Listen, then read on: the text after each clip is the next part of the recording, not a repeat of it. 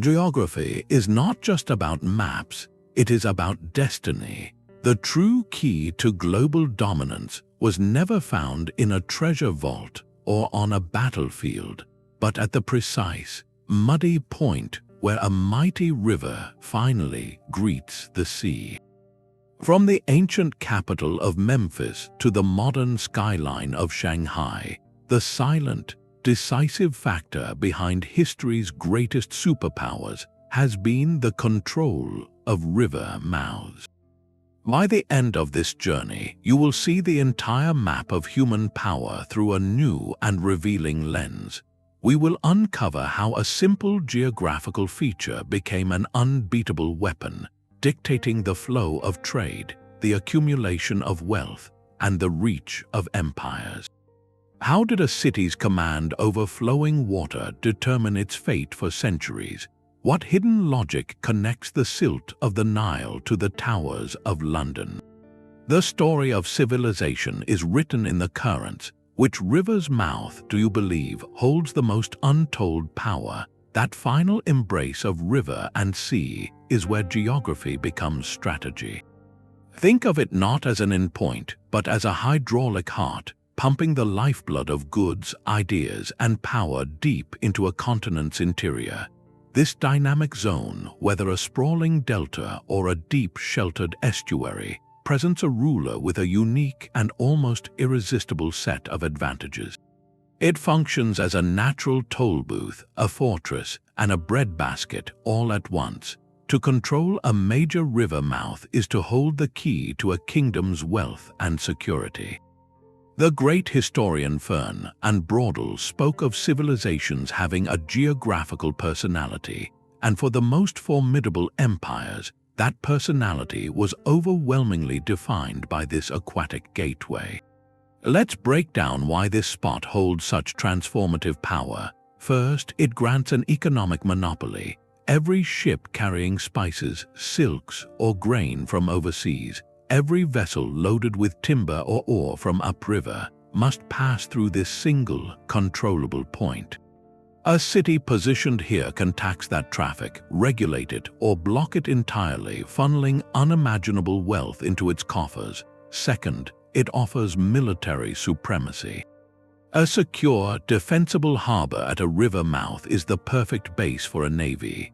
Warships can shelter from ocean storms, be supplied from the fertile lands behind them, and project power both out to sea and up the river corridor, dominating all approaches. And third, it provides agricultural surplus. The soils of a river delta are among the richest on Earth, constantly renewed by seasonal floods. This creates a reliable, abundant food supply that can support a large, non-farming population: soldiers, administrators, and artisans, which is the very foundation of a complex, expansionist state.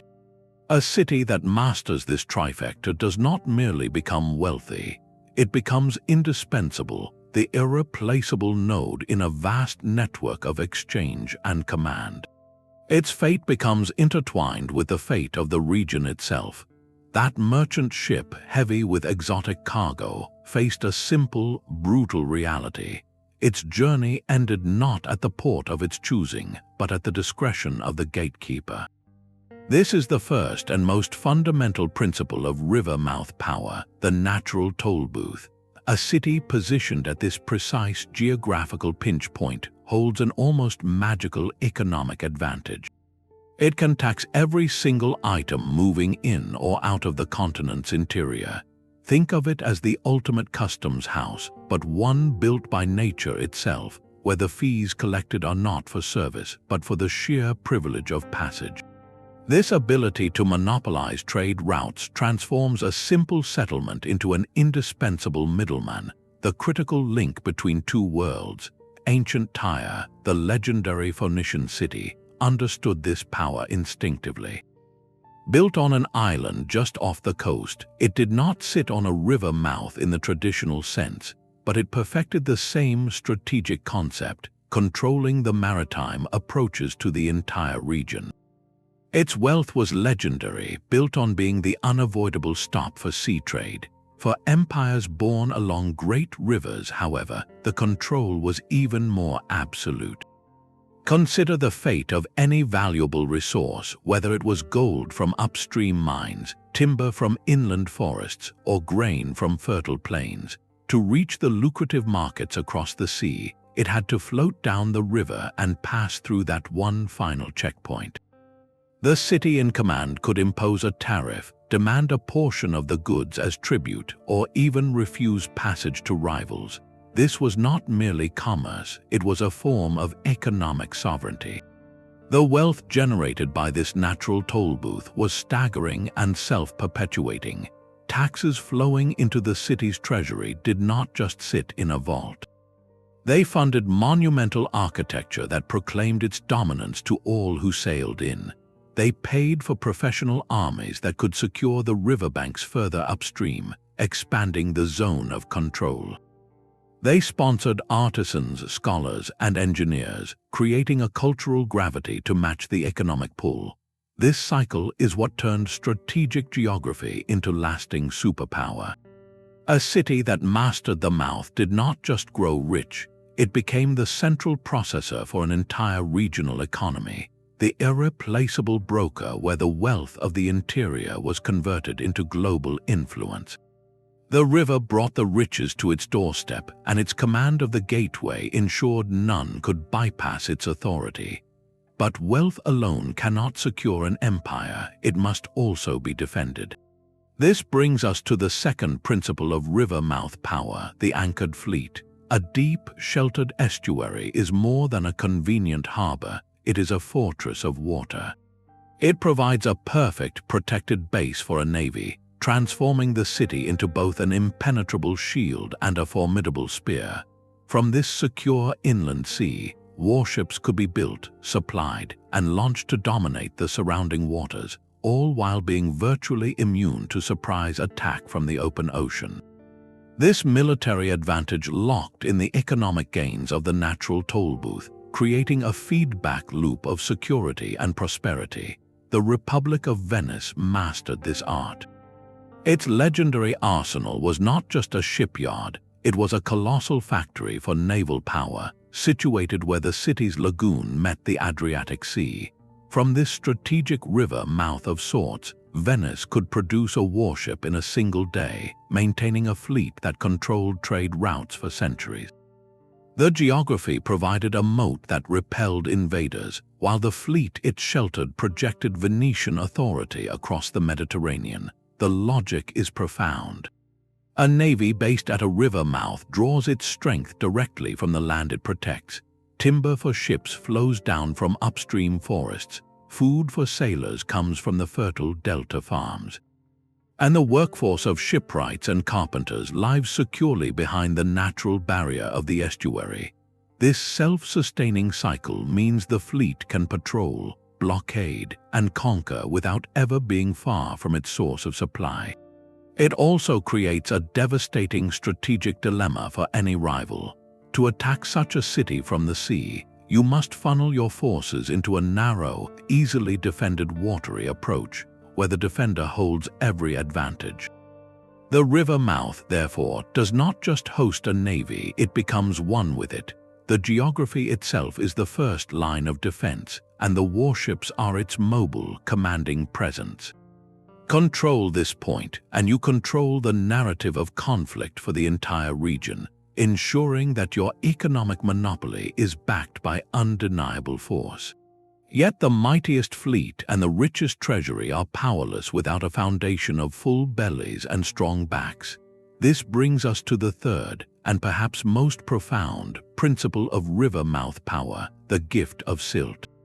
Before trade and navies, there is food, and river mouths, especially those that fan out into vast deltas, are nature's own endlessly renewable breadbaskets. Every year, spring rains and melting snow in distant mountains wash topsoil from continents, carrying it in a slow, deliberate pilgrimage downstream. This nutrient-rich silt, the very essence of the land itself, is finally laid down at the river's mouth, creating some of the most fertile farmland on Earth. While upland fields could become exhausted after a few seasons, requiring farmers to move on or face famine, a delta's soil is perpetually refreshed. This annual gift of fertility created something revolutionary in the ancient world: agricultural sustainability on a massive scale. It allowed for dense, permanent populations to thrive, generation after generation, without collapsing their own food supply. No civilization understood this better than ancient Egypt. Its entire identity, its staggering architectural achievements, and its enduring power were not built on gold or conquest alone, but on the black, life-giving mud of the Nile Delta. Each summer, the river would predictably overflow its banks, spreading this rich silt across the floodplain in a gentle, nourishing blanket. This was not a disaster to be feared, but a sacred event to be anticipated, the source of all life. The result was a grain surplus so vast and reliable it could feed millions. This abundance changed everything. It meant that not everyone had to toil in the fields. A significant portion of the population could be freed for other pursuits, becoming the soldiers who secured the empire's borders, the scribes who administered its complex bureaucracy, and the artisans who built its timeless monuments. The pyramids at Giza are not just tombs, they are the ultimate expression of a society with surplus labor, a society fed by the delta. Control of the river mouth, therefore, was not just about economics or defense, it was about demography and destiny. A city that commanded this fertile heartland guaranteed its own food security. It could support a large, stable, and growing population, which in turn provided the manpower for colossal public works and vast armies. These people also became consumers, creating a vibrant internal market that complemented long-distance trade. This cycle of soil, food, and people created a resilient foundation that could withstand shocks that would topple other states. When you control the source of the bread, you control the pulse of the civilization itself. The ambition to become a superpower begins not in a throne room, but in a field of grain, silently growing in the rich, dark earth where the river finally comes to rest. Memphis stands as the perfect testament to this ancient logic. To understand its rise, you must first look past the pyramids for a moment and see the landscape as its founders did. The Nile does not simply end at the Mediterranean. It fans out into a vast green triangle of marshes and farmland, the Delta. Memphis was not a coastal port, but something far more strategic. It was the master switch placed at the very point where the single, mighty river began to split into its many distributaries. This location gave the city a breathtaking level of control. Every ounce of grain harvested from the delta's rich black soil, every block of limestone quarried upstream, every trade good coming from the south, had to pass by Memphis to reach the sea or the interior. The pharaoh's officials stationed here did not just collect taxes, they managed the entire hydraulic economy. They coordinated the complex irrigation canals that made the delta bloom. They stored the surplus grain in vast state granaries, and they decided when and where shipments would go. This was power over the very sustenance of the nation. When a foreign envoy or a merchant ship arrived at one of the delta's coastal mouths seeking Egypt's legendary wheat, they were not dealing with a local chieftain. They were directed inward to the administrative heart at Memphis, where terms were set by the central authority. This command of the agricultural and trade nexus solved the fundamental problem of scale. How do you feed the army of laborers building a pyramid for 20 years?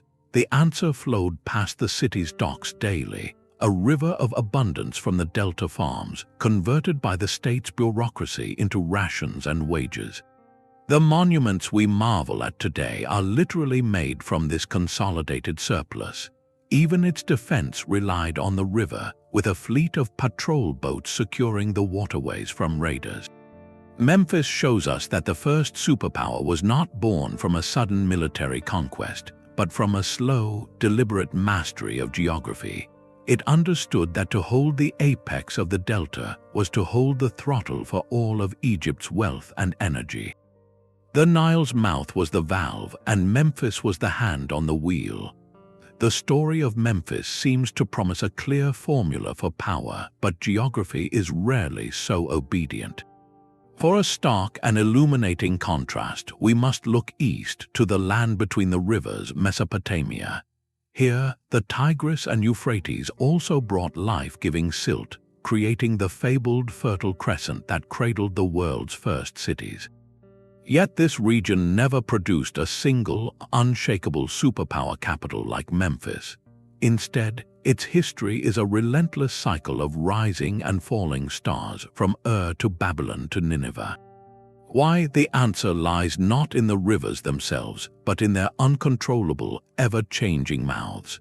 Where the Nile fanned out into a relatively stable delta, the Tigris and Euphrates emptied into the shallow, marshy head of the Persian Gulf through a labyrinth of shifting channels. These estuaries were geographical shape-shifters. Over decades, silt deposits would build new land, pushing the coastline southward and rendering old port cities inland and obsolete.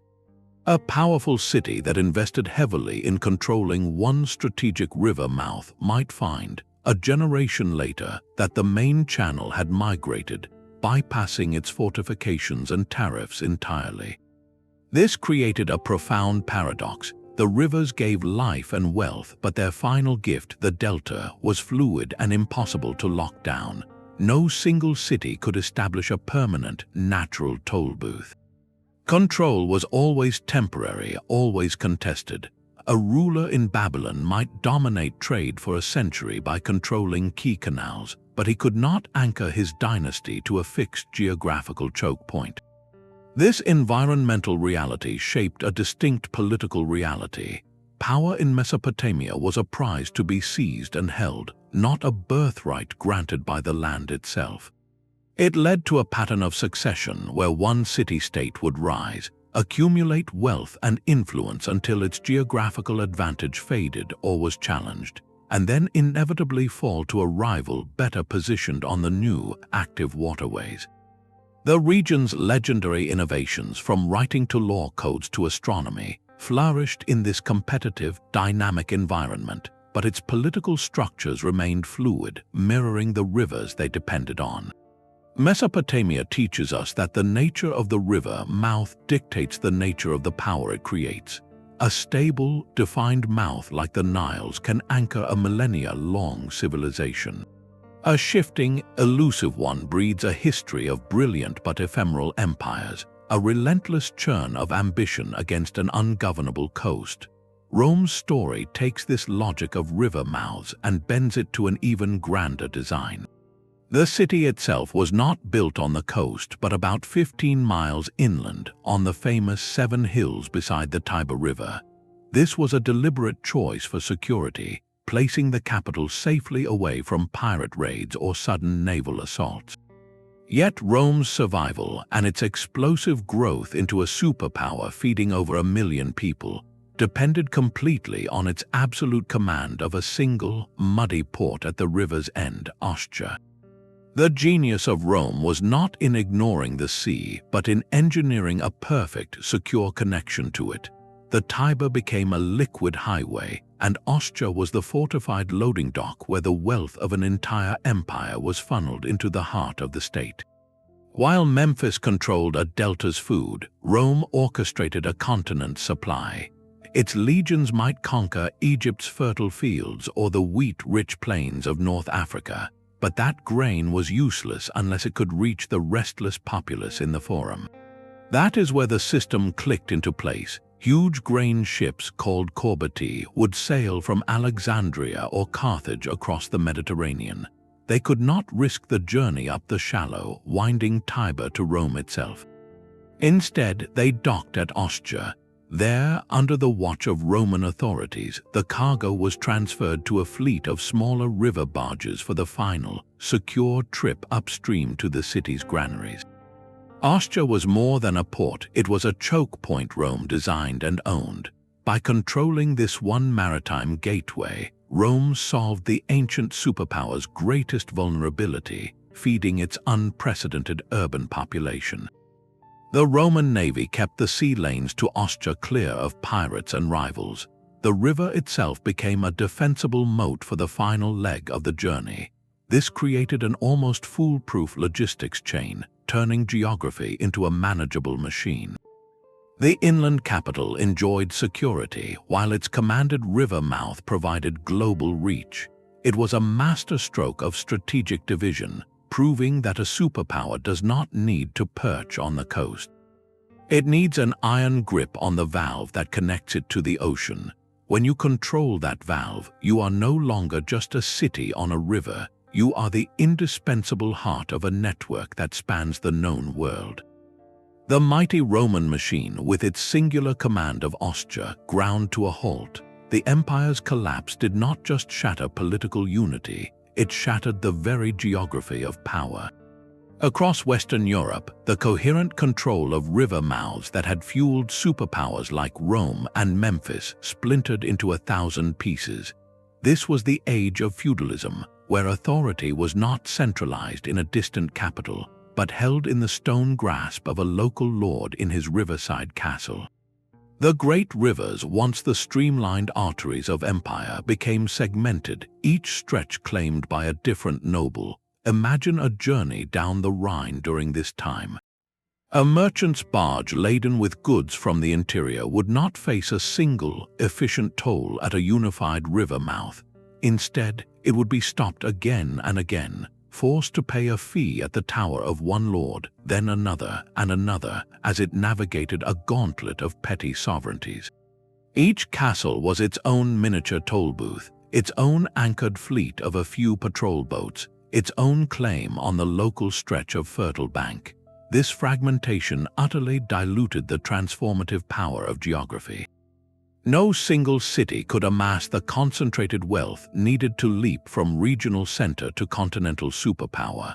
The economic and military benefits of controlling a river mouth were divided among so many rivals that they canceled each other out.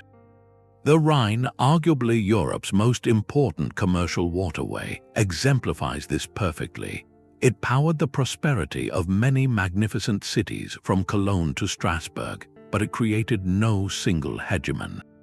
Why? Because its final approach to the sea, the Low Countries, was a perpetually contested patchwork of duchies, counties, and bishoprics. No one authority could consolidate control over that crucial estuary.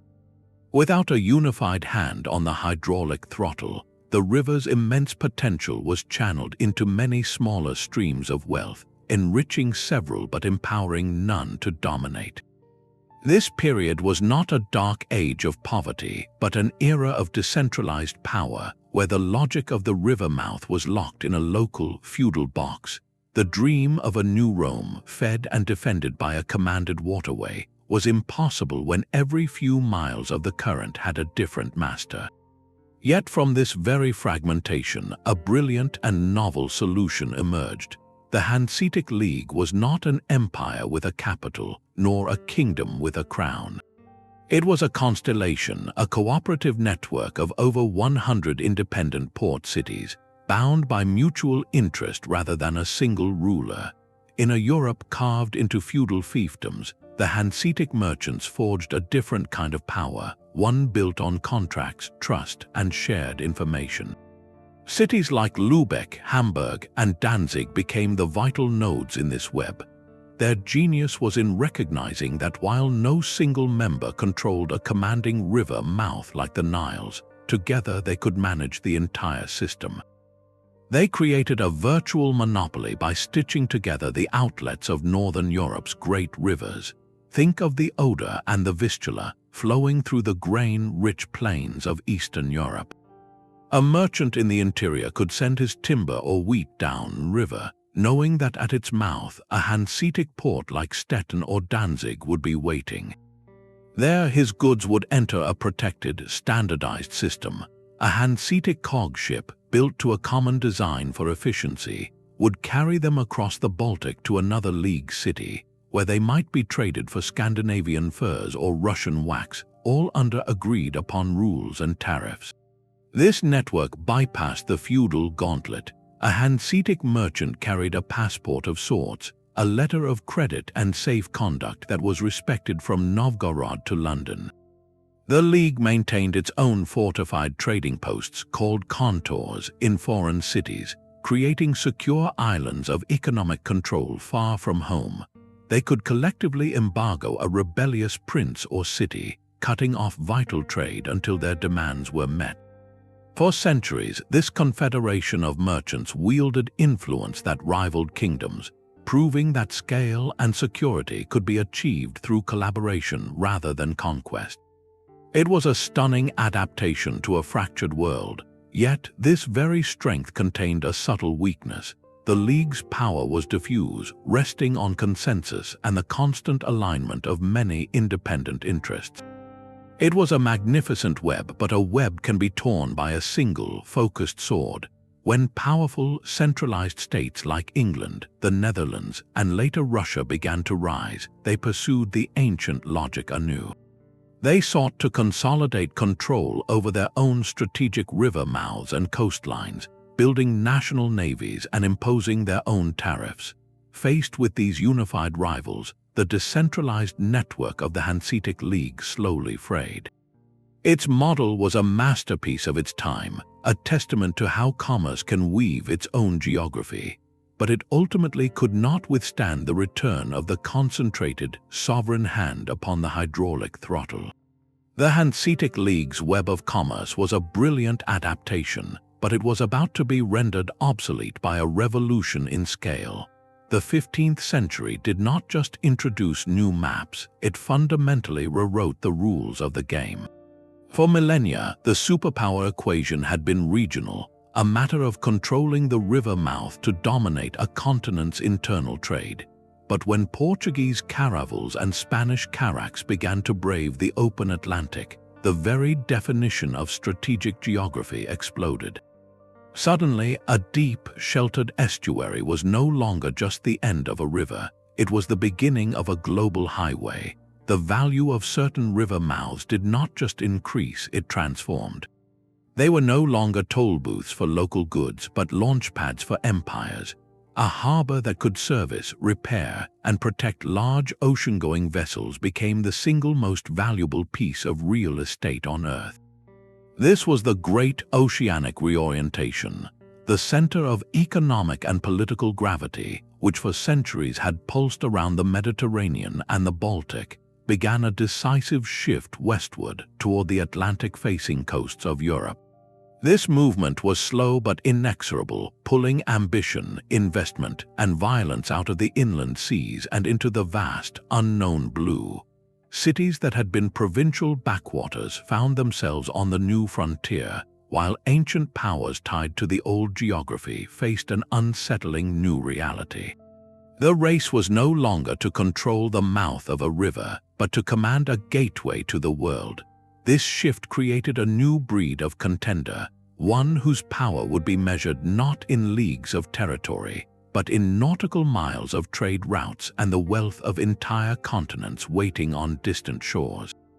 The age of discovery turned geography into destiny on a planetary scale, and the first to master this new logic would build empires upon which the sun never set. The Thames estuary was the perfect instrument for this new oceanic age. While other European powers had ports, Britain possessed something more profound, a geographical command center. The Thames offered a deep, sheltered harbor, a safe anchorage for a massive navy and merchant fleet, yet its mouth opened directly onto the North Sea and the Atlantic beyond. This was the critical combination, security paired with immediate access to the global highway. From this single, unified estuary, the entire machinery of British power could be launched and sustained. The Royal Navy did not just sail from the Thames, it was born and bred there. Its warships could be built in the shipyards of Deptford and Woolwich, crewed by men from the crowded streets of London, supplied by goods flowing down the river, and then deployed to patrol the English Channel, blockade a rival's coast, or conquer a distant shore, all while their home base remained impregnable behind the estuary's natural defenses. This created a relentless cycle of maritime dominance. Control of the Thames enabled the Navy, and the Navy secured the Thames, which in turn protected the merchant vessels that carried the empire's wealth. And no merchant was more powerful than the East India Company. Its great heavy-laden ships, the famous East Indiamen, did not sail from a dozen competing ports. They all embarked from the Pool of London, a specific stretch of the river below London Bridge. Think of the symbolism: a single company, granted a monopoly by the Crown, launching its global trading missions from the very doorstep of the nation's capital. The tea, spices, silks, and later the opium that reshaped continents all flowed into this one funnel. The wealth generated did not disperse across 100 noble estates as it might have in feudal times. Because Britain was a politically unified state, that wealth was channeled directly into London's financial institutions, its government coffers, and the pockets of its investors, creating a concentration of capital unlike anything seen before. The Thames was not merely a river to London, it was a global conveyor belt. Its muddy waters connected the coal fields of Newcastle, the textile mills of Manchester, and the docks of Liverpool to the markets of Asia and the Americas. London became the world's banker, insurer, and commodity trader precisely because it commanded the pump that circulated the planet's wealth. The estuary was the beating heart, and every pound sterling earned in Calcutta or Jamaica was a pulse felt on the banks of the Thames. This absolute, unified control over a perfect oceanic gateway turned an island kingdom into a superpower whose influence was felt in every corner of the map. But the story of river mouths and superpowers was not confined to the old world. Across the Atlantic, a new nation was about to prove this ancient principle on a staggering continental scale. The United States' explosive rise is inseparable from the struggle for a single, muddy gateway, the mouth of the Mississippi River. This was not just a river, it was the continent's drainage funnel. Every stream, every tributary from the Appalachians to the Rockies, eventually flowed into this mighty waterway, all destined for one exit, the port of New Orleans. Whoever held that city held the throttle for the entire American interior. For the young United States clustered along the eastern seaboard, this presented an existential dilemma. Farmers in Ohio and Kentucky could produce vast surpluses of grain, but getting it to profitable markets in Europe meant a treacherous journey down the Mississippi. At the river's end, their cargo and their fortunes were at the mercy of a foreign power, first Spain and then Napoleonic France. The threat was not military invasion, but economic strangulation. A hostile power in New Orleans could, with the stroke of a pen, close the river to American traffic, bankrupting the western states and potentially splintering the Union.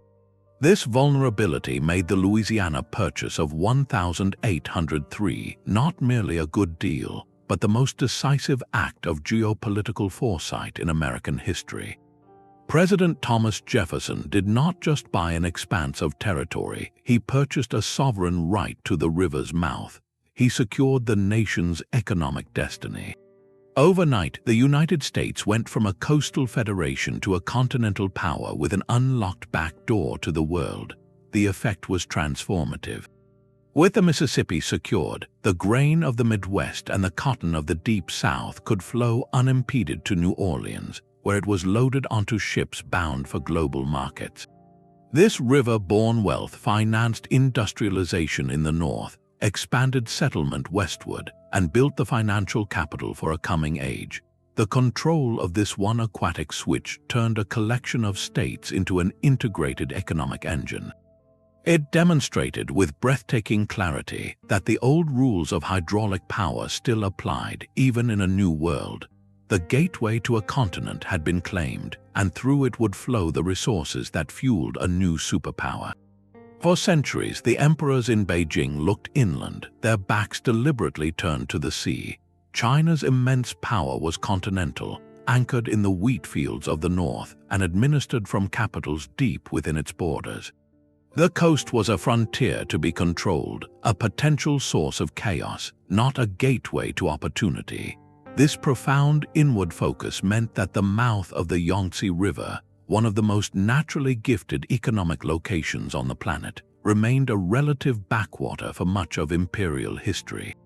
A sleepy fishing town named Shanghai sat in the wetlands of the Yangtze Delta, its world-altering potential dormant. That all changed with the arrival of foreign gunboats and the humiliating treaties of the 19th century. Western powers, recognizing the staggering strategic value the Chinese court had ignored, demanded Shanghai be opened as a treaty port. They were not seeking a colony in the traditional sense, they were seizing the hydraulic throttle. The Yangtze is not just a river, it is a continent's circulatory system. Its basin drains 1/5 of China's land area, is home to 1/3 of its population, and produces nearly half of its economic output. To control its mouth is to hold the key to the entire Chinese interior. Almost overnight, the swampy settlement transformed. Foreign concessions built banks and trading houses along the Bund, while the Yangtze became a liquid highway carrying silk, tea, and later industrial goods from the heartland to the world. Shanghai did not produce these things itself. It became the processor, the financier, and the exporter. It was the ultimate middleman, resurrecting the ancient role of Memphis or Ostia, but on a scale those cities could never have dreamed of. This forced opening was a trauma, but it also accidentally unlocked a geographical destiny. When China later re-emerged onto the global stage in the late 20th century, it did not reject this logic, it embraced and mastered it. Today, the port of Shanghai and the surrounding Yangtze River Delta form the busiest container port complex in the world, a pulsating nexus where the manufacturing might of inland China meets global shipping lanes. The city's skyscrapers are monuments to this reconcentrated power. Shanghai's meteoric rise from a treaty port imposition to a global financial capital is not a story of Western influence, but a story of geographic truth reasserting itself. It proves that the ancient principles of river-mouth power never became obsolete. They simply awaited a government with the vision and capacity to harness them fully. China's return to superpower status is literally flowing through the silt of the Yangtze Delta, demonstrating that in a globalized economy, the command of a continental drainpipe is more valuable than ever. Steam and steel did not erase the ancient map of power, they etched its lines deeper. The Industrial Revolution acted as a colossal amplifier for the old logic of river mouths. Where once a shallow estuary might limit the size of ships, now steam-powered dredgers could carve and maintain deep, reliable channels, allowing mammoth iron-hulled vessels to penetrate further inland than ever before. The natural toll booth was no longer constrained by nature's own design. It could be engineered for maximum efficiency. This technological leap was paired with another, the iron tentacles of the railway. Tracks laid directly from the bustling dockside reached back into the heart of the continent, binding the port irrevocably to the mines, farms, and factories of the interior. A river mouth was no longer just a point on a water map. It became the central hub in a new, mechanized circulatory system. Consider the explosive transformation of cities like Liverpool, Hamburg, and Rotterdam. Liverpool, on the Mersey estuary, became the throbbing heart of Britain's textile empire. Raw cotton from the American South would arrive by ship, be unloaded at its vast docks, spun into cloth in the surrounding mills, and then re-exported to the world, all fueled by coal brought down by canal and rail from nearby fields. The port was the factory's front door and its shipping department. Similarly, Hamburg on the Elbe and Rotterdam at the mouth of the Rhine-Meuse Delta became the indispensable funnels for the industrializing German and Dutch hinterlands. They were not merely cities with ports, they were ports that had grown into colossal cities, their entire identities and economies built around the relentless throughput of goods. Industries clustered around these gateways in a self-reinforcing cycle, drawn by the easy access to imported raw materials and the ready-made export routes for finished products. This concentration created unprecedented economic gravity. A manufacturer setting up near Rotterdam knew that his machinery from Britain, his coal from Germany, and his eventual customers across the globe were all connected by the same efficient water and rail links. The geographic advantage of the river mouth was thus magnified 100-fold by technology. It became the logical, inevitable place to concentrate the furious energy of industrial production. The age of industry did not create new superpowers from scratch. It empowered those who already held the keys to the best-connected doors, turning strategic geography into an engine of unstoppable economic force. The industrial port city was just the beginning. In our modern world, the ultimate expression of river mouth power is no longer a single urban center, but an entire region transformed into a logistical organism.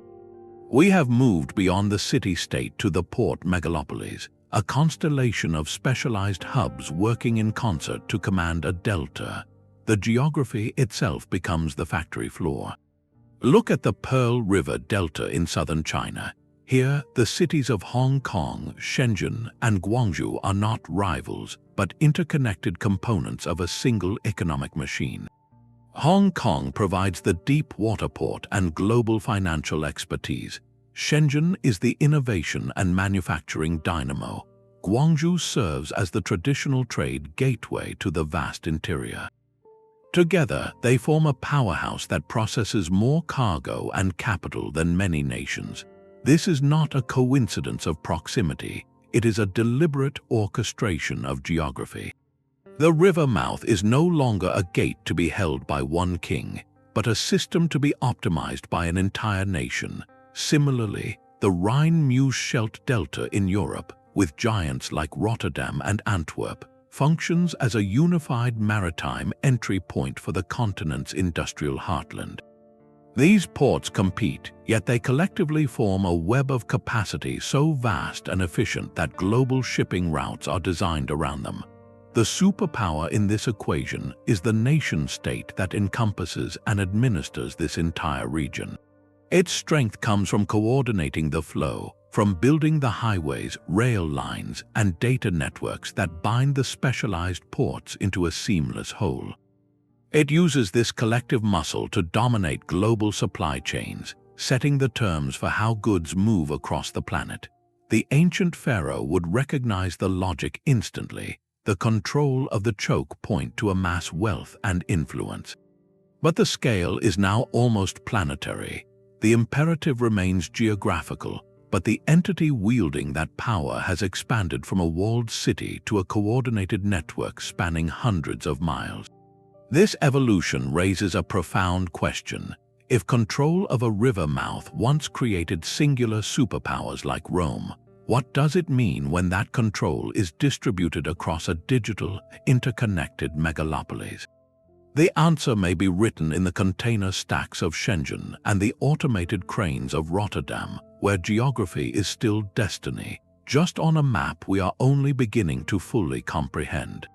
This immense power has a shadow side, a vulnerability that draws the gaze of rivals and enemies. The very feature that makes a river mouth the engine of a superpower also makes it the ultimate strategic target in times of conflict.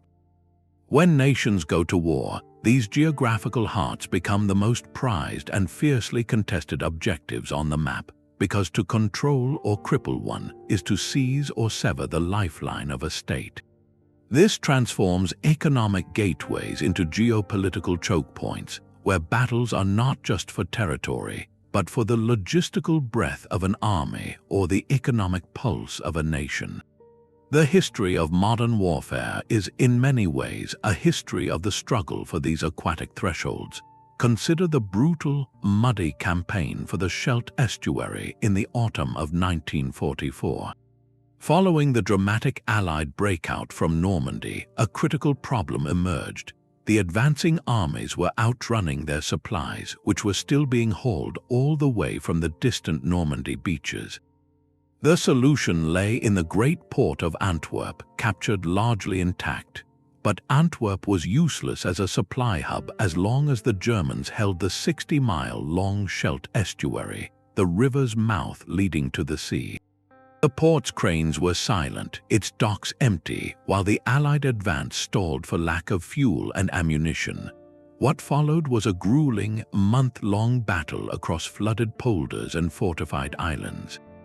Canadian, British, and Polish forces fought in terrible conditions to clear the estuary, a campaign often overshadowed by more famous battles but absolutely decisive. Only when the Scheldt was finally secured in late November could the first supply convoys reach Antwerp, unlocking the port's capacity and fueling the final push into Germany. The entire Western Allied war effort had hinged on opening that one geographical valve. This pattern repeats across continents and eras. Control of the Danube's outlets into the Black Sea has been a central aim in conflicts between empires for centuries, determining who commands the trade and military movement of southeastern Europe. Similarly, the Volga River's journey to the Caspian Sea represents a vital artery for Russian power, and securing its delta has been a persistent strategic imperative. The logic is chillingly simple. A nation that loses control of its primary river mouth finds its economy strangled and its military isolated. Imports of vital resources like oil, rubber, or food cease. Exports that fund the war effort halt. Reinforcements and supplies cannot reach the front in sufficient volume. It is a form of siege warfare on a national scale. Therefore, these locations are more than just centers of wealth. They become the most heavily fortified and defended points on a coastline, surrounded by guns, patrols, and surveillance. Their capture is often the culminating objective of a major campaign, and their defense can become a symbolic struggle for national survival. The river mouth, in peace, is a fountain of prosperity. In war, it is the jugular vein. Yet this immense strategic strength rests on a foundation that is literally washing away. The very gift of silt that built these empires now threatens to undo them, revealing a profound and ironic vulnerability. For millennia, the annual deposit of sediment from upstream mountains and plains was what kept deltas above the rising seas, a natural balancing act that sustained cities and farms. But in the modern age, that delicate equilibrium has been shattered. Human engineering, seeking to control rivers for navigation, flood prevention, and water supply, has inadvertently starved the deltas of their lifeblood. Massive dams like the Aswan Dam on the Nile or the countless levees along the Mississippi trap the vital silt in reservoirs hundreds of miles inland. The sediment that once replenished the land now sits behind concrete walls, while the delta below, deprived of its annual nourishment, begins to sink and compact under its own weight. This process, called subsidence, is a slow-motion crisis. At the same time, global sea levels are rising due to a warming climate, meaning the ocean is advancing while the land is retreating. The result is a geographical double-bind that puts the world's most vital economic gateways directly in the crosshairs.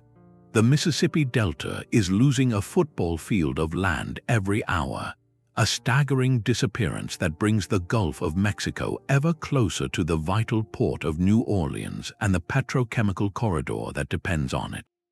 The Nile Delta, the breadbasket of Egypt, is similarly subsiding, with salt water from the Mediterranean intruding into its precious farmland. What was once an unconquerable fortress of fertility is becoming an ecological liability. This presents a challenge no ancient pharaoh or emperor ever had to contemplate. The geographical logic that created their superpower status is now working in reverse. The command of a river mouth is meaningless if that mouth is drowning. Therefore, the definition of power in the 21st century is undergoing a radical shift. Maintaining superpower status may no longer be solely about the strength of a navy or the cunning of trade policy, but about the mastery of environmental engineering and climate adaptation. Can a nation rebuild its own coastline? Can it engineer new land or defend its old gates against the very sea that gave it global reach? The future of these historical centers of power may depend on winning a new kind of war, a silent, relentless battle against the water they once commanded. The river mouth, long the source of empire, now demands a new kind of tribute, one paid not in gold, but in ingenuity and resilience. But geography is not a rigid formula, and history loves a compelling exception. The river mouth model, for all its elegant efficiency, was not the only path to greatness. Some of history's most formidable powers emerged far from the soothing rhythm of tides and silt, in places where the logic seemed to defy the map entirely. Consider the sun-baked plateau of central Spain, where Madrid sits, a capital deliberately placed at the heart of the country for political control, a fortress against regional separatism. Or think of Moscow, rising in the dense forests far from any warm water sea, its early strength drawn from the security of inland rivers and later, the vast mineral wealth of the surrounding lands. These were superpowers built on different foundations, on political will and subterranean treasure rather than hydraulic grace.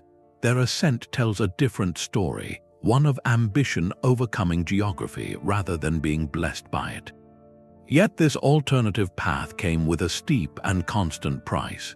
A city like Madrid or Moscow in its early centuries faced a perpetual logistical puzzle. How do you feed a massive capital when you are not surrounded by the endlessly fertile fields of a delta? The answer was always complex, expensive, and vulnerable.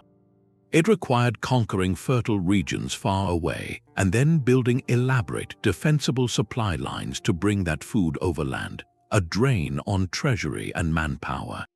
Connecting to the global trade that fueled rivals meant monumental engineering projects, like the canals Peter the Great would later drive towards the Baltic, or the railways that would eventually stitch Russia together. These were triumphs of human effort over landscape, but they highlight the inherent efficiency of the river mouth.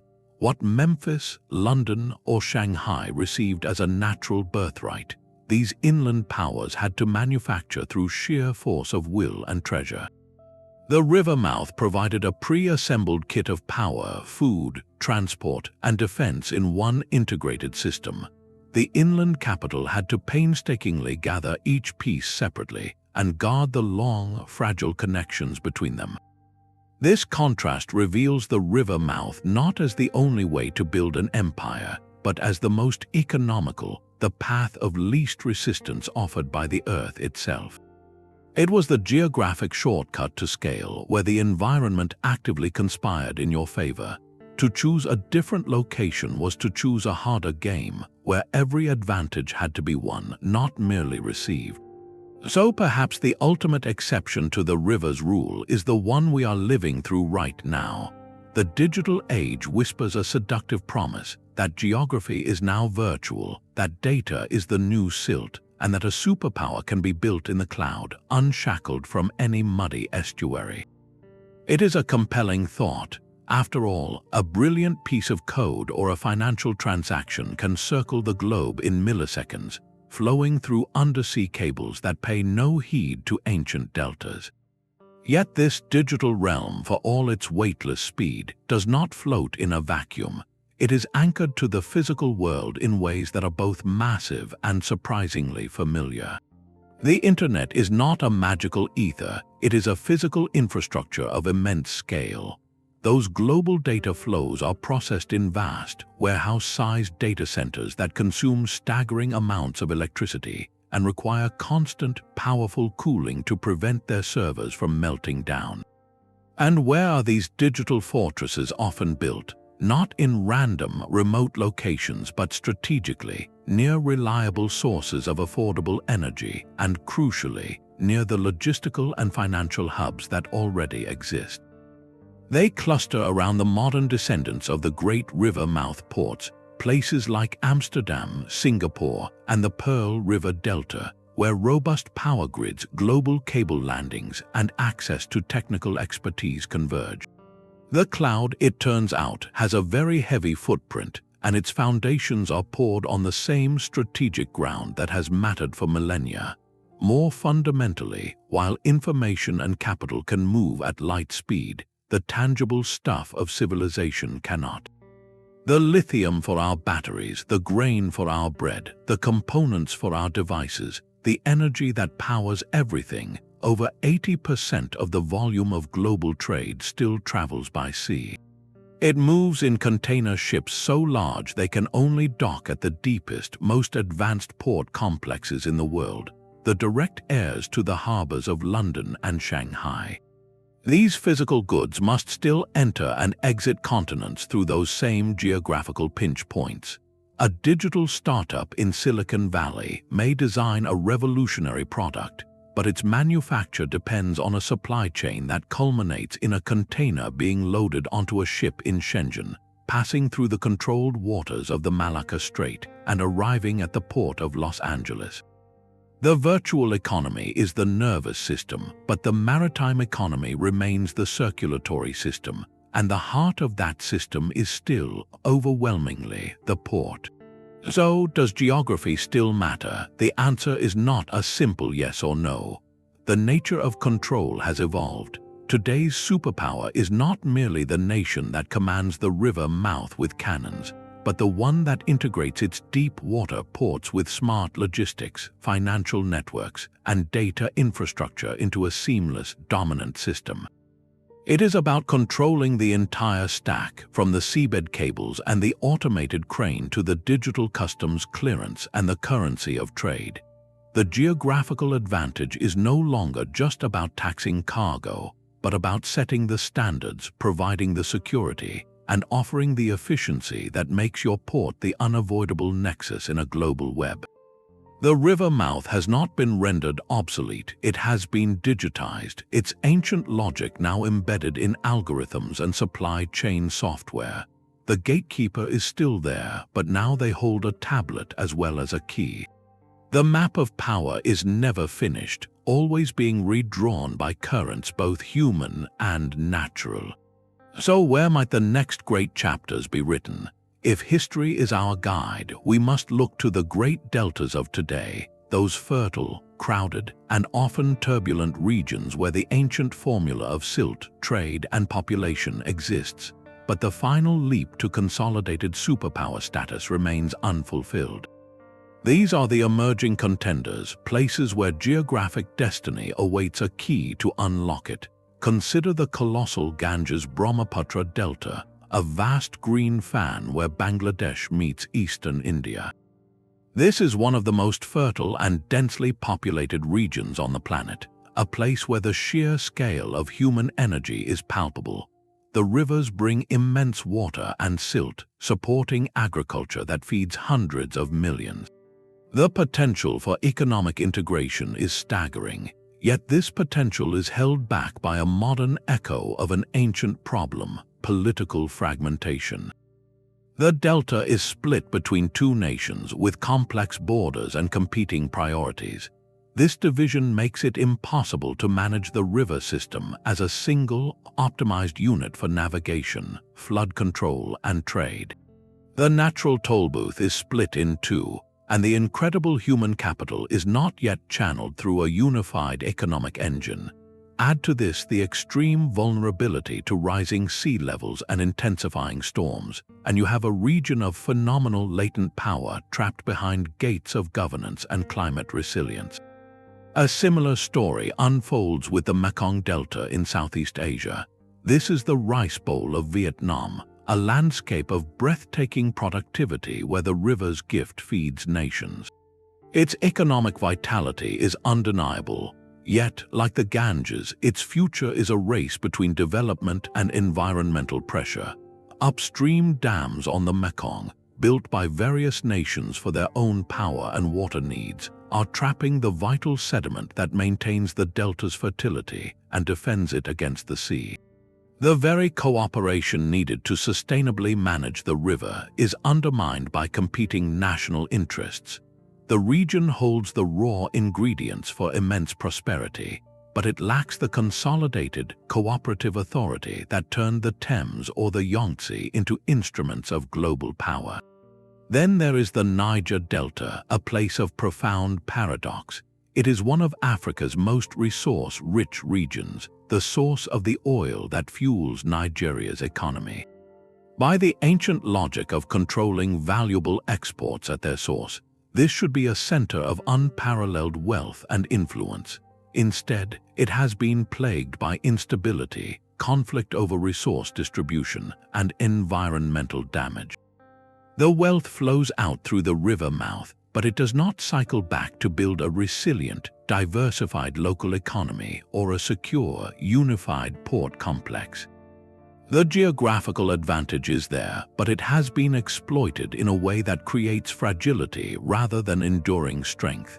The delta's potential remains locked, not by a lack of resources, but by the challenge of translating resource wealth into stable, broad-based governance and infrastructure.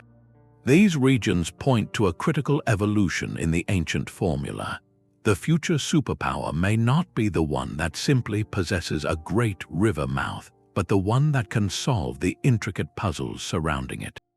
The new imperative is integrated management, the ability to govern the delta sustainably, share its benefits equitably, and fortify it against climate threats. It requires a vision that sees the river not just as a source of wealth, but as a living system that must be kept healthy to sustain power. The nation that can harmonize the political, environmental, and economic currents within one of these great deltas will unlock a force of human and natural capital that could reshape its continent. The geographical gift is still offered, but the price of acceptance has become far more complex. The next superpower will be the one that can pay it. These patterns across time and space are not random. They reveal a set of deep, recurring principles, a kind of geographical grammar for building power. We can distill this entire journey into 5 enduring laws. First, the law of the choke point. This is the most fundamental rule. He who controls the river mouth controls the flow of everything. It is the ultimate geographical leverage, transforming a city into an unavoidable middleman, a collector of tariffs and a regulator of destiny. From the pharaoh's officials at Memphis to the customs agents in modern Shanghai, this principle of the natural toll booth has never been repealed. Second is the law of the fertile base. Power cannot be built on empty stomachs. The rich, renewable soils of a river delta provide a reliable agricultural surplus, freeing people from farming to become soldiers, artisans, and administrators. This is the demographic engine that turns a village into a civilization, as seen in the black earth of the Nile and the rice paddies of the Mekong. Third, the law of naval primacy.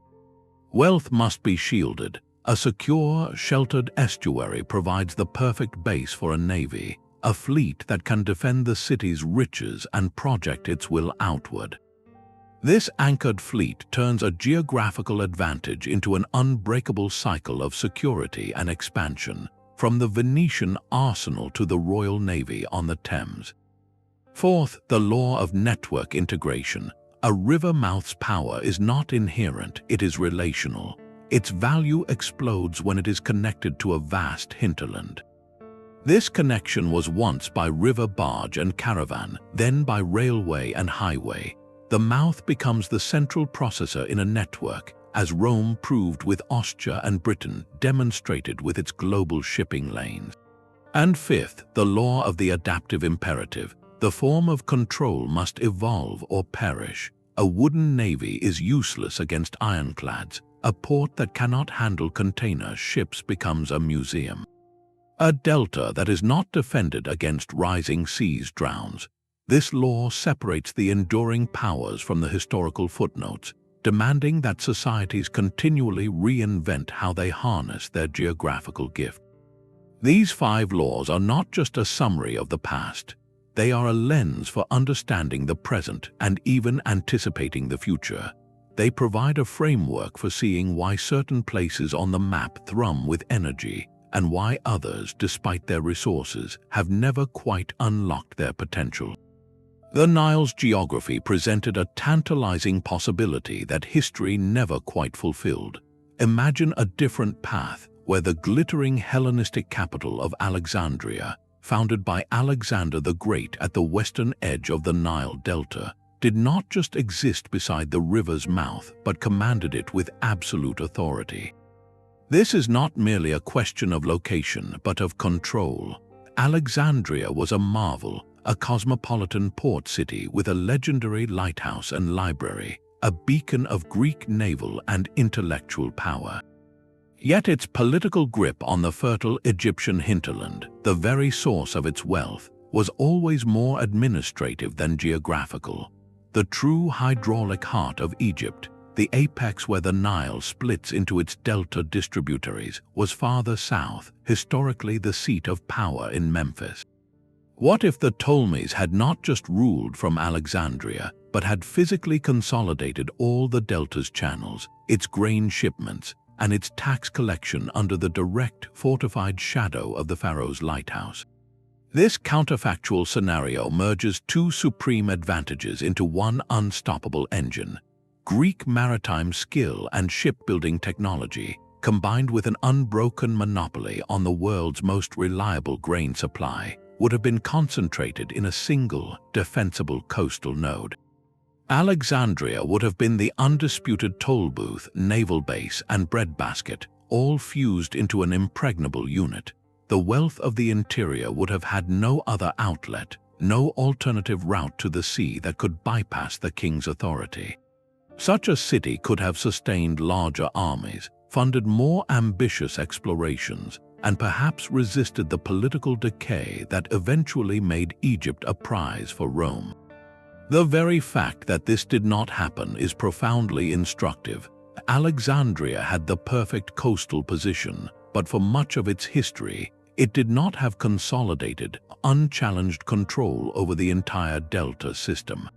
Power was sometimes divided, the hinterland occasionally restive, and the capital's connection to the river's lifeblood was an administrative link that could be strained.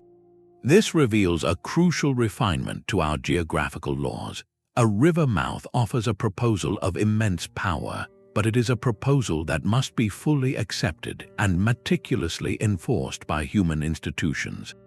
Geography sets the stage with incredible potential, but politics, ambition, and sheer administrative skill determine whether that potential is fully harnessed or partially squandered. The story of Alexandria suggests that the most powerful geographical hand can still be misplayed. The delta's gift was abundant, but collecting all of it required a unity of purpose that history, in this case, ultimately withheld. The stone and steel of these cities are not just shelters, they are statements of intent. Walk through a port that grew from a river mouth, and you are literally walking through a diagram of power, an architecture of control engineered to manage the precious, vulnerable flow. Every street, every wall, every crane was placed with a purpose. Look at the star-shaped fortresses that still guard the harbors of old colonial ports like Havana or Cartagena. Those massive stone walls jutting out into the water in sharp, geometric points were not built for beauty. They were designed as the perfect answer to cannon fire, creating overlapping fields of defensive artillery to shred any fleet bold enough to sail into the estuary. The city huddled safely behind these walls, a fortified vault for the silver and spices of an empire. The entire urban plan was a clenched fist around the harbor, a declaration that this gateway would be held at all costs. The architecture screamed defense first because the wealth inside was plundered and therefore constantly under threat. Now, travel forward in time to a place like modern Rotterdam. Here you will not find star-shaped forts. Instead, you find a landscape of staggering, almost inhuman scale, a port that stretches to the horizon. Its architecture is one of relentless efficiency, of automated cranes, robotic container handlers, and docks engineered for the fastest possible cargo turnover. The priority is no longer keeping treasure in, but keeping goods moving. The entire city feels like a colossal loading dock, a machine for transferring value from ship to train to truck with frictionless speed. Its form speaks of a different kind of control, the control of logistics, where the greatest threat is not a rival's cannonball, but a delay of 5 minutes in the supply chain. The river mouth is no longer a gate to be barred, but a pump to be optimized. Between these two extremes lies the subtle architecture of administration. The grand, imposing customs house at the water's edge, with its columns and official seals, was not just an office. It was a psychological barrier, a building designed to impress upon every arriving merchant the absolute authority of the state before he even stepped ashore. Next to it, the bonded warehouse, a secure fortress within a fortress, where goods could be stored without paying duty until they were sold, locking capital and commodities into the city's economic ecosystem. And of course, the naval shipyard, often upriver in a protected bend, where the warships that enforced all these rules were built and repaired. This entire ensemble, from the fort to the customs house to the warehouse, formed a single, integrated machine. Its purpose was to monitor, tax, and secure the flow, to extract every possible ounce of value from the geographical gift of the river mouth. The city's very shape was a physical manifestation of an ancient imperative to command the vital, shimmering line where fresh water meets the salt. But stone walls and steel cranes tell only half the story. The true, enduring power of these places flows not through their docks, but through their streets, in the vibrant, unpredictable alchemy of human exchange. A river-mouth city is more than a strategic machine. It is a cultural crucible. Here, the deep-rooted traditions of the continental interior meet the restless, shifting ideas arriving by sea. This constant, fertile collision does not just create wealth, it forges entirely new ways of seeing, hearing, and tasting the world. The city becomes a living workshop of identity, where soft power is born from the creative chaos of the confluence. Think of the very air of New Orleans in the early 20th century. Into this port at the mouth of the Mississippi flowed the complex rhythms of West Africa, the harmonic structures of European classical music, the work songs of the Delta, and the marching band traditions of the city itself. These diverse currents, all channeled through that single geographical funnel, mingled in the crowded neighborhoods back from the docks. From that unique blend emerged an entirely new art form, jazz, a sound so powerfully inventive it would eventually captivate the entire planet. The music was a direct product of the port's function as a meeting point. Similarly, the Shanghai of the 1920s and 30s was a breathtaking architectural and artistic laboratory. Its position as the treaty port gateway to China made it a canvas where East and West collided. Elaborate stone Art Deco facades, a style born from European modernism, rose alongside traditional Chinese courtyard homes, creating a streetscape that was visually stunning and utterly unique. This was not mere imitation, it was synthesis, a new urban aesthetic born from Shanghai's role as the world's window into China and China's window onto the world. This cultural dynamism is a force multiplier. A city that can produce such compelling new art, cuisine, fashion, or philosophy does more than just sell goods, it exports desire. It sets the trends that its hinterland and foreign admirers wish to emulate. London's West End theatre district, fueled for centuries by the wealth and cosmopolitan audience drawn to the Thames, became a global stage. A play succeeding in London gained a prestige that echoed across the English-speaking world and beyond, shaping literary tastes and dramatic conventions. This is soft power in its purest form, the ability to attract rather than coerce. A vibrant river-mouth city becomes a magnet for the ambitious, the talented, and the curious. Artists, writers, chefs, and inventors are drawn to these hubs precisely because they are places of mixture, where old rules are relaxed and new combinations are possible. This influx of human capital further accelerates innovation, creating a self-reinforcing cycle of cultural production. The control of the river mouth, therefore, achieves its ultimate expression not when it fills a treasury, but when it defines an era's soundtrack, its skyline, or its palette. It is the difference between being a power that is feared and a place that is loved, between commanding a route and inspiring a journey. From the mud brick wharves of ancient Memphis to the automated cranes of modern Shanghai, the control of river mouths has been a constant, powerful undercurrent in the story of human civilization. This is not a simple tale of geography as destiny, but of geography as an invitation.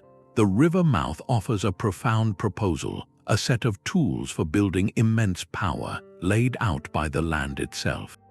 But the proposal must be accepted. The potential must be seized, defended, and endlessly reinvented by the messy, brilliant, and often ruthless force of human ambition.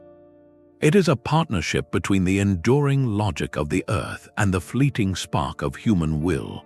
For 5,000 years, this partnership has built the stages upon which history is performed.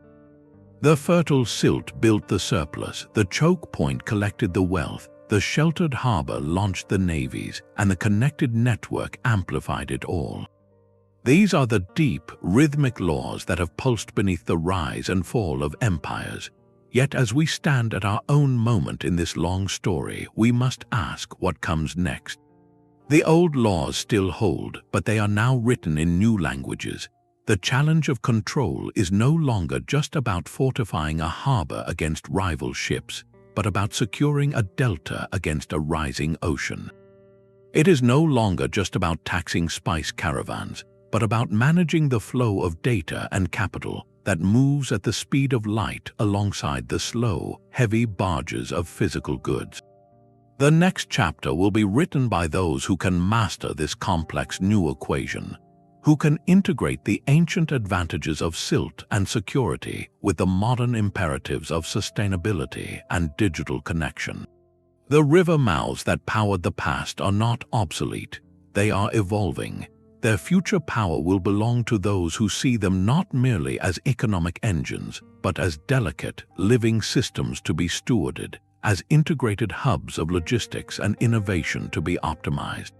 The geographical gift is still being offered, but the price of acceptance has never been higher. It demands not just military might or mercantile cunning, but ecological wisdom and cooperative vision. The story that began with a pharaoh gazing upon the Nile's branching channels continues today, in the boardrooms and engineering labs of every nation that commands a continental gateway. The currents of history still flow through these strategic points, and they will carry the next superpowers to shores we are only beginning to envision. If this exploration of history's hidden logic resonated with you, share your thoughts on which river mouth you think will shape the next century in the comments below, and subscribe for more deep dives into the mysteries that built our world.